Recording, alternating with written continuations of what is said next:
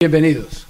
Nos encontramos con César Jerez, coordinador del equipo dinamizador de la Asociación Nacional de Zonas de Reserva Campesina, ANZORC. Queremos saludarlo y preguntarle directamente qué son, a qué se dedican, en qué consisten, cómo trabajan las zonas de reserva campesina. César, bienvenido. Bueno, primero que todo un cordial saludo a toda la audiencia. Las zonas de reserva campesina en Colombia representan el acumulado histórico de la lucha por la tierra en Colombia. Son también al mismo tiempo una figura legal, pues fueron reconocidas en el año 94 dentro de la ley 160. Es decir, tienen un proceso administrativo, tienen un marco normativo que las legitima. También en la coyuntura actual, las zonas de reserva campesina son una iniciativa agraria de paz. Hemos dicho que estas zonas son una oportunidad para la paz, pues a través de ellas se puede empezar a solucionar el resuelto problema de la tierra en Colombia. ¿Por qué diríamos, por qué hay que contarle al país y al mundo que son importantes y merecen existir, desarrollarse las zonas de reserva campesina? Bueno, yo diría que las zonas de reserva campesina tienen la ventaja de que, primero, garantizan el acceso a la tierra para el campesinado. Abren una posibilidad importante para la formalización de la propiedad en los territorios campesinos. A través de sus planes de desarrollo sostenible, exigen la política pública para que la educación, la salud, las vías lleguen a estos territorios campesinos.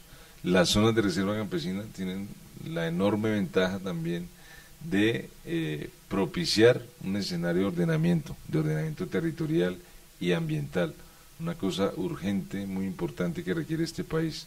Debemos defender el agua, ¿cierto?, la producción de oxígeno, los recursos naturales de nuestro país. Las zonas de reserva campesina son aliadas de las figuras de protección y mitigación ambiental. En últimas, las zonas de reserva campesina defienden y propician un modelo de vida que es amigable con el ambiente, que provee a las ciudades del país de alimentación. Es una figura para recuperar la soberanía alimentaria del país, y son en un escenario, en últimas, definitivo para garantizar el reconocimiento y los derechos de los campesinos y las campesinas de nuestro país. Es indiscutiblemente el tema de las zonas de reserva campesina un tema álgido, delicado en este momento, concretamente en los diálogos de paz de La Habana, concretamente por la postura de ciertos sectores del país que pretenden estigmatizarlas y macartizarlas. ¿Cuál es su opinión al respecto? Se ha querido desinformar e intoxicar a la opinión pública, desviando el debate, ¿cierto?, hacia unas aparentes propuestas de separatismo por parte nuestra. Hay que decir que no es cierto, es todo lo contrario. Lo que se quiere a través de la figura es integrar esas zonas de colonización campesina al desarrollo del país. Para eso, obviamente, se necesita un marco de acuerdos y un marco de transformaciones estructurales que garanticen la economía campesina y los derechos plenos para el campesinado. ¿Cuáles son los aliados naturales de ANZORC y del movimiento campesino colombiano respecto a estas conquistas aplazadas durante tanto tiempo? Digamos que las organizaciones sociales, los movimientos sociales ven con mucha bondad a esta figura, la respaldan, la apoyan, pero hay que decir que desafortunadamente en los centros urbanos lo que prima es la desinformación sobre la figura. Se está tratando de generar un pánico, una matriz de opinión contraria, adversa, se está desinformando sistemáticamente sobre el espíritu, la filosofía de las zonas de reserva campesina.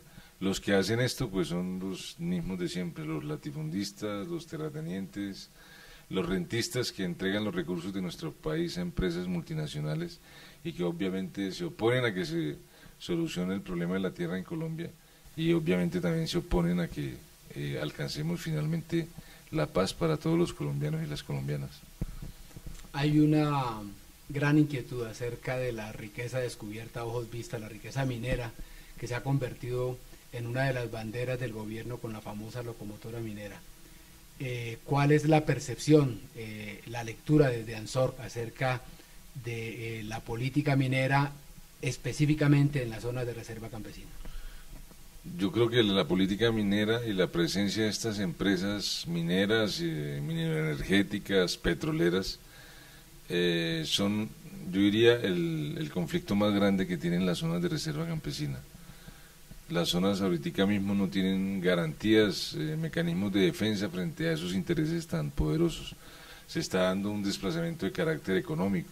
No solamente es en el Quimbo, es en muchas regiones del país, en el nordeste antioqueño, en el Magdalena Medio, en el Catatumbo, donde están primando los intereses rentísticos, ¿cierto?, y del capital de estas grandes empresas. Nosotros hemos dicho, no nos oponemos a la minería, nos oponemos sí a la megaminería destructora del medio ambiente, ¿cierto? Pensamos que el desarrollo rural del país se puede financiar, se puede propiciar desde la renta minera y petrolera y energética de nuestro país, con un mecanismo de redistribución de las ganancias por la extracción de esos recursos. El modelo actual es de entrega, de expolio, de saqueo. Los países centrales que han alcanzado un desarrollo tienen unos mecanismos de administración de estos recursos, controlan la renta de la explotación de esos recursos y la reinvierten en el desarrollo de las sociedades, cosa que no está pasando acá. El modelo actual, la locomotora minera, lo que genera es más pobreza, más exclusión, más marginalidad, despojo de tierras de sectores importantes del campesinado. Entonces pienso que es uno de los problemas graves que enfrentamos en los territorios, en las comunidades rurales, no solamente el campesinado, los indígenas, los afros, y creemos que es fundamental que este modelo se discuta, que haya una concertación social sobre la explotación minera en el país, que a partir de un nuevo reordenamiento, de un reordenamiento del país, se especifique dónde se va a hacer minería, bajo qué modalidades y cuáles son, en últimas, los beneficios de renta que va a tener toda la sociedad colombiana. El actual modelo, tal como se está ejecutando, genera violencia, pobreza, despojo, marginalidad. Desplazamiento, despojo, desapariciones, asesinato, macartismo. ¿Cuál es la respuesta que debemos tener frente a esta agresión del establecimiento a las justas aspiraciones del movimiento campesino colombiano en uno de los países más desiguales del mundo y donde la repartición de la tierra definitivamente es injusta según cifras que ustedes manejan? La única opción es organizarse, fortalecer a las organizaciones sociales, a los movimientos sociales, construir plataformas de unidad, construir partidos que nos representen, construir frentes populares, cierto, que articulen las reivindicaciones y las banderas, las luchas históricas. Ese es el camino, es el único camino. Obviamente hay un marco que puede ser favorable y es los eventuales acuerdos de paz entre el gobierno y la FARC y ese proceso que se sabe ya que va a iniciar entre el gobierno y el ELN.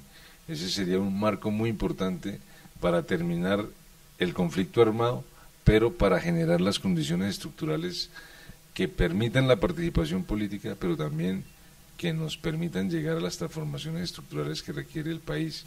Solamente con transformaciones podemos garantizar la efectiva participación política, pero también el acceso a todos los derechos económicos y sociales que clama y que exige el pueblo colombiano a través de estas organizaciones. Aún y el optimismo, de manera franca, en la complejidad de los acuerdos de paz, ¿ustedes ven luz al final del túnel respecto de las conversaciones en La Habana? Nosotros nos mantenemos optimistas, obviamente optimistas moderados. Estamos haciendo un enorme esfuerzo, estamos llamando a la movilización, hay que defender ese proceso, esa mesa de conversaciones de paz de La Habana. Consideramos que es el único camino, el diálogo es la ruta, como lo venimos diciendo desde el Encuentro Nacional por la Paz de Barrancabermeja. El proceso de paz puede ser una oportunidad enorme que finalmente inicie un proceso de transición democrática en Colombia, una transición democrática que solucione los problemas, que establezca la verdad, que implemente mecanismos de justicia, de reparación para las víctimas del conflicto armado y de acceso pleno finalmente a las garantías y los derechos para las mayorías del país. Pienso que nosotros somos la mayoría en este momento, lo demostró la marcha del 9 de abril. La minoría es una élite que se opone al proceso de paz, que son beneficiarios de la guerra, son beneficiarios del actual estado de cosas problemático y resuelto en materia de tierras, de desarrollo, de garantías. Ellos son una minoría, pero todavía con enorme poder, mostrándonos, movilizándonos. Yo estoy seguro que vamos a defender ese proceso de paz y que vamos a establecer canales, vías, caminos para la concertación, la reconciliación entre todas y todos los colombianos.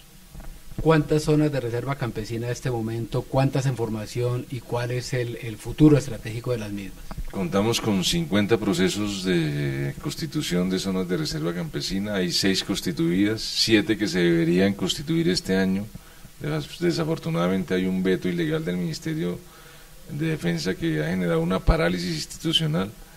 Ellos argumentan razones de seguridad nacional para oponerse y condicionar a las instituciones que tienen el mandato de constituir zonas de reserva campesina. Hay 7 en proceso que se deberían constituir ya, ¿cierto? Y el resto son procesos y organizaciones campesinas que están sensibilizando a sus comunidades, instruyéndolas, formándolas para que opten por esta figura que les garantice el ejercicio territorial a esas comunidades campesinas. Vimos en las audiencias en el Congreso denuncias concretas de persecución y aún desapariciones del movimiento campesino ante organismos del Estado. ¿Cómo continúa esta situación? No, la situación sigue siendo crítica. Durante las últimas semanas han sido por lo menos asesinados por lo menos 10 dirigentes y reclamantes de tierras en el país. Los casos más recientes en San José de Apartado, en Córdoba, lamentablemente reincide mucho esa violencia contra los reclamantes de tierras. 2 compañeros asesinados en el sur del país. Gustavo Piso, que era un líder, un dirigente de la zona de reserva campesina de Totoró, fue asesinado este mes. Nosotros decimos que no hay garantías y estamos exigiéndole al gobierno que se implementen mecanismos de interlocución para que estos hechos no queden en la impunidad. La impunidad es una mala señal, la impunidad representa prácticamente una orden para que los asesinos, el sicariato que ejecuta a nombre de los señores de la tierra y de los beneficiarios de la guerra, siga actuando en este país. Entonces, un elemento muy importante es el de participación y garantías, ¿cierto?, para la participación política, que es el segundo punto que sigue ahora en la mesa de conversaciones de La Habana. Hay innumerables propuestas, hay muchos mecanismos propuestos de lucha contra la impunidad en este país. Yo creo que ahí es el momento, ese punto, y el punto que tiene que ver con el resarcimiento de las víctimas, ¿cierto?, y de los derechos humanos en su integralidad, pueden ser puntos muy importantes que a través de las propuestas de las organizaciones sociales y de derechos humanos finalmente generen un clima donde la verdad prime, la justicia sea efectiva en nuestro país y las víctimas puedan ser visibilizadas, reconocidas y finalmente reparadas en Colombia. Cerco mediático, guerra de baja intensidad de cuarta generación, medios de comunicación diciendo sus verdades, una alcaldía en Bogotá que se dice humana y que abre los espacios.